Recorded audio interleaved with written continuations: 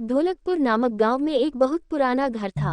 उस घर को सब लोग भूतिया और अपशगुनी कहते थे, क्योंकि जो भी वहां रहने आता उनकी किसी न किसी कारण मृत्यु हो जाती। इसलिए वो घर खरीदने के लिए कोई भी तैयार नहीं होता था। एक बार उमेश नाम के आदमी ने उस घर को बहुत ही सस्ते दाम में खरीद लिया और अपने बेटे दीपक के साथ सारा सामान लेकर वहां रहने आ जाता है। घर में आने के 1-2 दिन में ही उमेश को अपने आसपास अजीबोगरीब घटनाएं होने का एहसास होने लगा। पहले तो इसे वो नजरअंदाज करता रहा, लेकिन घर में जब उसे किसी की मौजूदगी का एहसास होने लगा तो वह सतर्क हो गया। एक दिन दीपक दौड़ता हुआ उमेश के पास आया और कहने लगा कि वॉशरूम में अचानक पानी बंद हो गया और उसने वहां सफेद कपड़ों में एक औरत को देखा। इतना कहते कहते दीपक अचानक चुप हो गया और उमेश की ओर उंगली दिखते हुए कहने लगा, पापा वो औरत आपके पीछे खड़ी है। इतना कहकर दीपक डर से चीखने लगा।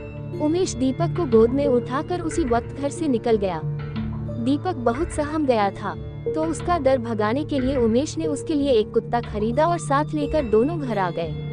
एक रात बहुत तेज बरसात में जब अचानक घर की बिजली चली गई, उमेश ने घर से बाहर देखा तो आसपास के सभी घरों में बिजली थी सिवाय उसके घर के। तो उसे लगा कि जरूर पावर सप्लाई में गड़बड़ हुई होगी। इतने में उमेश को दीपक के जोर से चिल्लाने की आवाज आती है। उमेश दौड़ता हुआ टॉर्च लेकर उसके पास जाता है। दीपक को दोबारा से घर में वो औरत दिखाई देती है। दीपक को सहमा देख उमेश उसे अपने साथ बिजली ठीक करने के लिए ले जाता है। उनका कुत्ता भी यहाँ वहाँ देखकर जोर से भौंकने लगा। उमेश को आभास होता है कि कोई उनके पीछे पीछे आ रहा है। पावर हाउस का दरवाजा खोलते ही उमेश को एक लाश दिखाई देती है। लाश देखकर दीपक भी डर के मारे चिल्लाने लगता है।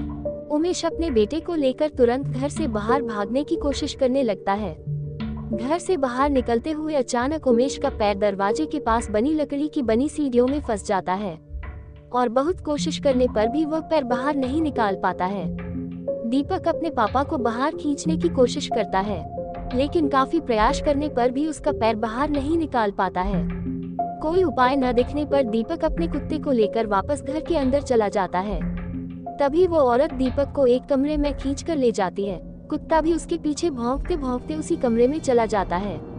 थोड़ी ही देर में कुत्ते के भौंकने की आवाज बंद हो जाती है और दरवाजा खुद ब खुद बंद हो जाता है। वहाँ उमेश भी करीब 15 मिनट तक कोशिश करने के बाद अपना पैर बाहर निकालने में सफल हो जाता है। उमेश दौड़ता हुआ घर के अंदर जाता है और चारों ओर दीपक की तलाश करता है, लेकिन उसे न तो दीपक और न ही कुत्ते का पता चल पाता है।